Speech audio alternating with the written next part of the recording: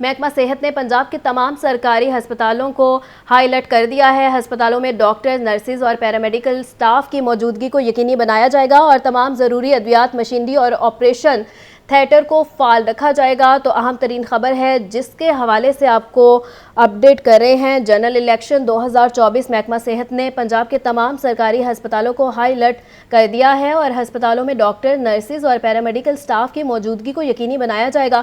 تفصیلات کے لیے بات کرتے ہیں محمد بلال سے۔ جی بلال۔ جی بالکل، الیکشن 2024 کے لیے محکمہ صحت نے پنجاب کے تمام سرکاری ہسپتالوں کو ہائی الرٹ کر دیا ہے اور الیکشن میں کسی بھی ناخوشگوار واقعے سے نپٹنے کے لیے تمام ہسپتالوں کو ہائی الرٹ بھی جاری کر دیا گیا ہے۔ محکمہ صحت کی جانب سے جو مراسلہ جاری کیا گیا ہے، اس میں کہا گیا ہے کہ ہسپتالوں میں ڈاکٹر، نرسز اور پیرامیڈیکل سٹاف کی جو موجودگی ہے اس کو یقینی بنایا جائے گا، جبکہ اس کے ساتھ ساتھ تمام ضروری جو ادویات ہیں، مشینری ہے اور آپریشن تھیٹرز کو بھی فعال رکھا جائے گا اور تمام اقسام کے جو بلڈ گروپ ہیں ان کو بھی اکٹھا کیا جائے تاکہ کسی بھی ناخوشگوار واقعے کی صورت میں فوری طور پر جو علاج معالجہ ہے یہ بہترین طریقے سے کیا جا سکے۔ اس حوالے سے محکمہ صحت کی جانب سے کمیٹی بھی تشکیل دے دی گئی ہے، جس میں سیکشن آفیسر جواد حسین کو ہسپتالوں کی چیکنگ کے لیے وزٹ کرنے کے لیے فوکل آفیسر بھی بنا دیا گیا ہے تاکہ تمام ہسپتالوں کو الیکشن ڈیز میں جو ہے یہ ہائی الرٹ رکھا جا سکے۔ جی ٹھیک ہے بلال، بہت شکریہ۔ تو اہم ترین خبر تھی جس کے حوالے سے آپ کو اپڈیٹ کر رہے تھے، جنرل الیکشن 2024 محکمہ صحت نے پنجاب کے تمام سرکاری ہسپتالوں کو ہائی الرٹ کر دیا اور ہسپتالوں میں ڈاکٹرز، نرسز اور پیرامیڈیکل سٹاف کی موجودگی کو یقینی بنایا جائے گا اور تمام ضروری ادویات، مشینری اور آپریشن تھیٹر کو فعال رکھا جائے گا۔ آگے بڑھیں اور آپ کو بتائیں کہ ایل ڈی اے کا ذاتی وسائل سے ترقیاتی منصوبے مکمل کرنے کا معاملہ ہے اور مالی سال 2023 اور 24 میں ذاتی وسائل سے فلیٹ اور بلڈنگز کی 13 اسکیمیں منظور ہوئی ہیں۔ ایل ڈی اے 13 اسکیموں میں صرف ایک پر کام شروع کر سکا۔ ایل ڈی اے کے ذاتی وسائل سے L D A office Johar town کی توسیع کا کام کیا گیا ہے۔ تفصیلات کے لیے بات کرتے ہیں زین العابدین سے۔ جی زین۔ جی، ایل ڈی اے کے ذاتی وسائل سے ترقیاتی منصوبے مکمل کرنے کا معاملہ ہے۔ مالی سال 2023-24 کے جب بجٹ کی منظوری دی گئی تو اس وقت ایل ڈی اے کو ذاتی وسائل سے فلیٹ اور بلڈنگز کی 13 اسکیمیں شروع کرنے کا مینڈیٹ سونپا گیا، لیکن اب تک 8 ماہ گزر چکے ہیں اس مالی سال کے بجٹ کو۔ ان 13 اسکیموں میں سے صرف ایک ترقیاتی اسکیم ہے جس کے اوپر تعمیراتی کام کا آغاز ہو سکا، جبکہ 12 اسکیمیں ابھی تک ادھوری ہیں۔ اب تک کے حقائق کے مطابق ایل ڈی اے نے ذاتی وسائل سے صرف ایل ڈی اے آفس جو کمپلیکس ہے جوہر ٹاؤن اس کی توسیع کا کام کیا ہے، جبکہ دیگر جو منصوبہ جات ہیں ان کے اوپر کوئی پیش رفت نہیں ہو سکی، جس میں ایل ڈی اے ایونیو 1 کی نئی آفس بلڈنگ کے لیے 50 ملین روپے مختص کیے گئے تھے جو استعمال نہ ہو سکے۔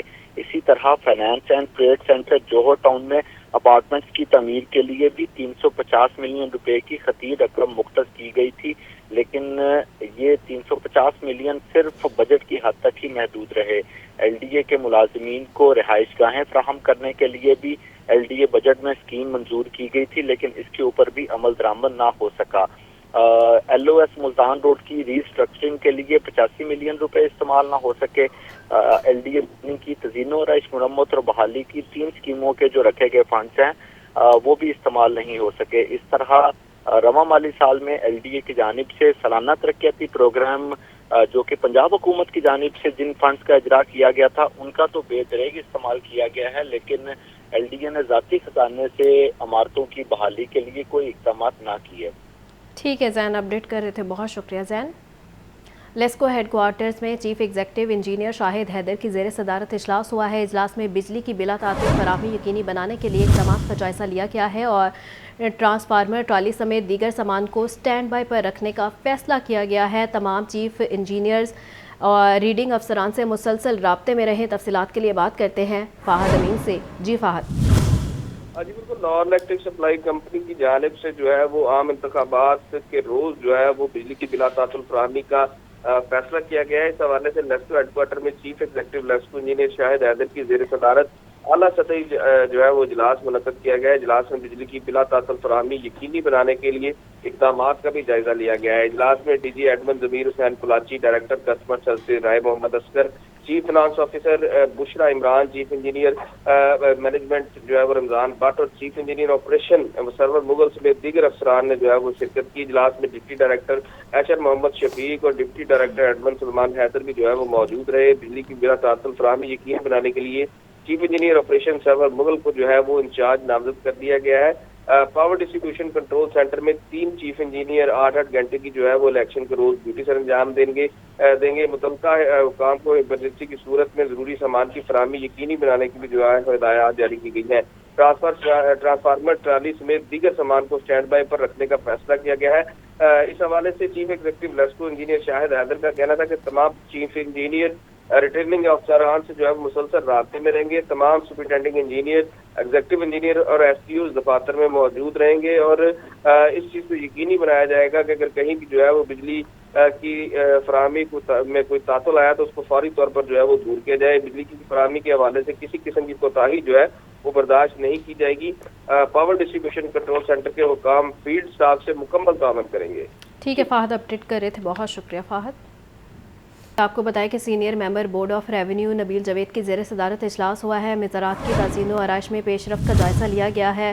سیکیورٹی پوسٹ کو داخلی راستوں پر قائم کرنے کی ہدایات کی گئی ہیں، اور ایس ایم بی آر نبیل جاوید کا کہنا تھا کہ تمام پروجیکٹس کو مقررہ مدت تک مکمل کیا جائے۔ تو اہم ترین خبر ہے جس کے حوالے سے آپ کو اپڈیٹ کر رہے ہیں، senior member board of revenue Nabeel Javed کی زیر صدارت یہ اجلاس ہوا ہے اور مزارات کی تزئین و آرائش میں پیش رفت کا جائزہ بھی لیا گیا ہے۔ ایس ایم بی آر نبیل جاوید کا کہنا تھا کہ تمام پروجیکٹس کو مقررہ مدت تک مکمل کیا جائے۔ تفصیلات کے لیے بات کرتے ہیں عمران اکبر سے۔ جی عمران۔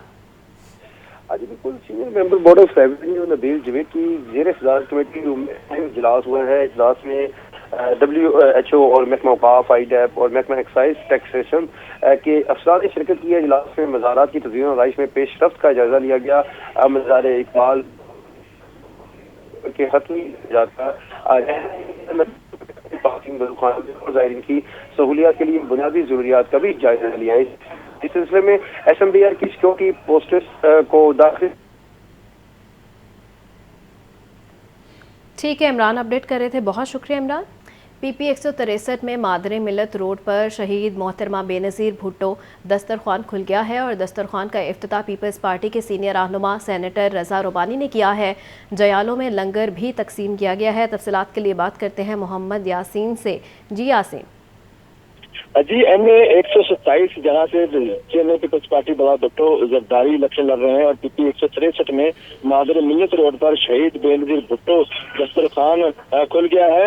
اس دسترخوان کا افتتاح پاکستان پیپلز پارٹی کے سینئر رہنما سینیٹر رضا ربانی، ذوالفقار بدر، چودھری یاسر، سردار یعقوب نے کیا، جبکہ اس موقع پر نبیلہ یو، مہوش، نذیر افرا، شہزادی جاوید بدر، رانا جواز فاروق، چودھری نعمان، رانا سائم اور دیگر اس موقع پر اس تقریب میں موجود تھے، جبکہ رضا ربانی، ذوالفقار بدر، سردار یعقوب، چودھری یاسر نے اپنے ہاتھوں سے اس موقع پر لوگوں میں کارکنوں میں لنگر بھی تقسیم کیا۔ جی ٹھیک ہے یاسین، بہت شکریہ۔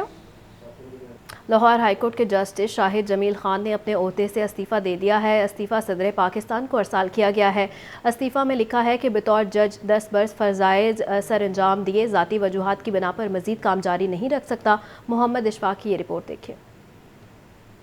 انصاف کے ایوانوں سے ایک اور استعفیٰ آ گیا۔ سپریم کورٹ کے بعد لاہور ہائی کورٹ کے ایک جج بھی مستعفی۔ لاہور ہائی کورٹ کے جسٹس شاہد جمیل خان نے اپنے عہدے سے استعفیٰ دے دیا۔ جسٹس شاہد جمیل خان رواں برس موسم سرما کی چھٹیوں کے بعد سے کام نہیں کر رہے تھے۔ جسٹس شاہد جمیل خان نے 22 مارچ 2014 کو بطور ایڈیشنل جج عہدے کا حلف لیا، جس کے 1 سال بعد انہیں مستقل کر دیا گیا۔ جسٹس شاہد جمیل خان نے تقریباً 10 برس فرائض سر انجام دیے۔ انہوں نے استعفیٰ صدر پاکستان کو بھجوا دیا۔ استعفے کے متن میں لکھا کہ 10 سال تک لاہور ہائی کورٹ کے جج کی حیثیت سے فرائض سر انجام دیے، عہدے پر رہنا باعث عزت ہے، تاہم آئین کے آرٹیکل 206(1) کے تحت استعفیٰ دیتا ہوں۔ انہوں نے استعفے کے متن میں علامہ اقبال کا شعر بھی لکھا۔ جسٹس شاہد جمیل نے اپنے دور میں مفاد عامہ کے متعدد کیسز پر احکامات جاری کیے۔ ان کے مستعفی ہونے کے بعد لاہور ہائی کورٹ میں ججز کی تعداد 39 رہ گئی، جبکہ ججز کی خالی اسامیوں کی تعداد 21 ہو گئی۔